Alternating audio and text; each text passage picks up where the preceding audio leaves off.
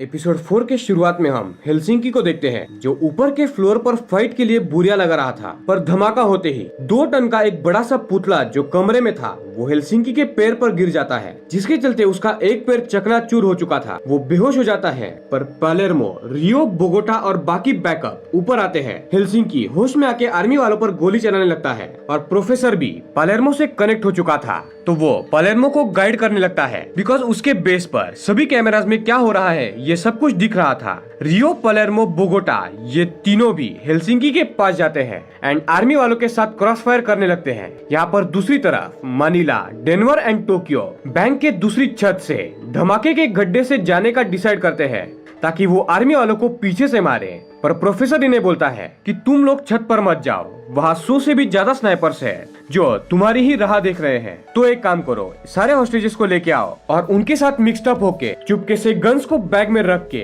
पैरों में बांध के गड्ढे में कूद जाना और पीछे से आर्मी वालों पर हमला करना। इससे स्नाइपर्स कुछ भी नहीं कर पाएंगे। देन कहानी फ्लैशबैक में जाती है जहाँ पर बर्लिन अपने बेटे राफेल अपनी गर्लफ्रेंड एंड टीम के साथ म्यूजियम में जाता है। उसकी गर्लफ्रेंड एक आर्टिस्ट थी, तो उसे म्यूजियम में पियानो बजाने के लिए इन्वाइट किया गया था बिकॉज उस दिन उस म्यूजियम में पार्टी थी। तो यहाँ पर बर्लिन एंड उसका बेटा उस वॉल्ट में घुसते हैं जहाँ पर वो सोने के बर्तन थे, और उस वॉल्ट के सामने जो गार्ड था उसे बर्लिन का पार्टनर मार्सेला डिस्ट्रैक्ट करता है। हाँ, वही मार्सेला जिसने अभी थोड़ी देर पहले हेलीकॉप्टर उड़ाया था। और यहाँ पर बर्लिन एंड उसका बेटा राफेल अपने हैकिंग एंड कोडिंग के स्किल्स की मदद से आराम से चोरी करके $15 मिलियन के सोने के बर्तन लेके वहाँ से उड़ जाते हैं। और ये बर्लिन के बेटे की पहली चोरी थी। और गाइस, इन पूरे 5 एपिसोड्स में बर्लिन हमें इतनी ही बार दिखाया गया है। अब इसके बाद बर्लिन हमें नहीं दिखाया जाता। अगेन कहानी प्रेजेंट में आती है और Palermo, Rio and Bogota army वालों पर फायर कर रहे थे और एक पॉइंट पर पालेरो उन पर एक मिसाइल से हमला करता है जिससे काफी आर्मी वाले घायल हो जाते हैं। तो टाइम मिलते ही पालेर्मो हेलसिंकी के पैरों पर पट्टी बांधने लगता है, पर हेलसिंकी का पैर उस पुतले के नीचे आने के चलते पूरी तरीके से टूट चुका था और उसे निकालना काफी मुश्किल हो रहा था। और हेलसिंकी उसका पैर काटने को बोलता है बिकॉज उसे काफी तकलीफ हो रही थी। पालेर्मो उसकी बात ना सुन के आर्मी वालों के साथ क्रॉस फायर करने लगता है। रियो एंड बोगोटा एक बड़े से बीम को देखते हैं जिससे पुतले को उठाया जा सकता था, तो वो लोग स्मोक ग्रेनेड्स फेंक के धुआं होते ही गोलियों से बचते हुए उस बीम को ले आते हैं एंड उसकी मदद से उस पुतले को उठा के हेलसिंकी को बाहर निकाला जाता है। जैसे ही हेलसिंकी बाहर निकलता है, बोगोटा उसे लेके नीचे जाता है ताकि वो उसकी बेसिक ट्रीटमेंट कर पाए। एंड दूसरी तरफ दूसरे छत से डेनवर, टोक्यो एंड मैनिला हॉस्टेजेस के साथ छत पर आते हैं ताकि स्नाइपर्स कंफ्यूज हो जाएं और उन पर फायर ना करें। पर बुरी खबर ये थी कि फ्रंट गेट से और भी ऑफिसर्स कर्नल भेज रहा था जो बैंक में घुसने वाले थे। पर प्रोफेसर कर्नल को कॉल करके ये बोलता है कि मेरे पास तुम्हारी कुछ रिकॉर्डिंग्स है, और वो उसे वो रिकॉर्डिंग सुनाता है जिसमें कर्नल बोल रहा था कि वो आर्थोरितो को खुद ही मार देगा ताकि रॉबर्स पर ब्लेम जाए, और वो ये भी फेक न्यूज फैला देंगे कि असल में आर्थोरितो ने नहीं बल्कि रॉबर्स ने ही 2 हॉस्टेजेस को भी घायल किया है।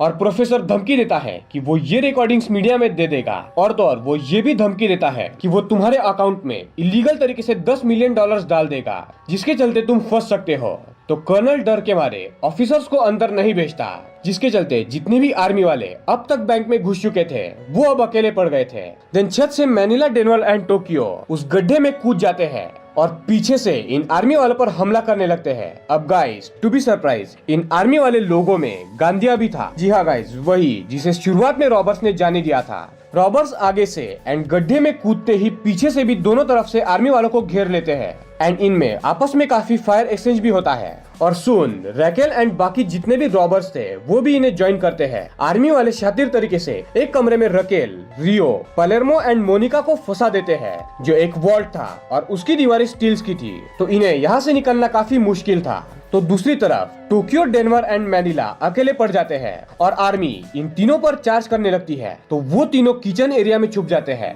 यानी अब आर्मी वाले बीच में थे एंड आर्मी वालों ने कुछ लोगों को वॉल्ट में बंद करके रखा था और कुछ किचन में थे। बस अब इन रॉबर्स में से बोगोटा एंड उसके 2-3 साथी थे जो सोना पिघलाने का काम कर रहे थे, वो भी नीचे के फ्लोर्स पर। तो अब बोगोटा और बाकी 2-3 लोगों को हेल्प के लिए बुलाया जाता है या नहीं, ये हमें आखिरी एपिसोड में पता चल ही जाएगा। एपिसोड 4 इसी के साथ यहाँ पर एंड होता है।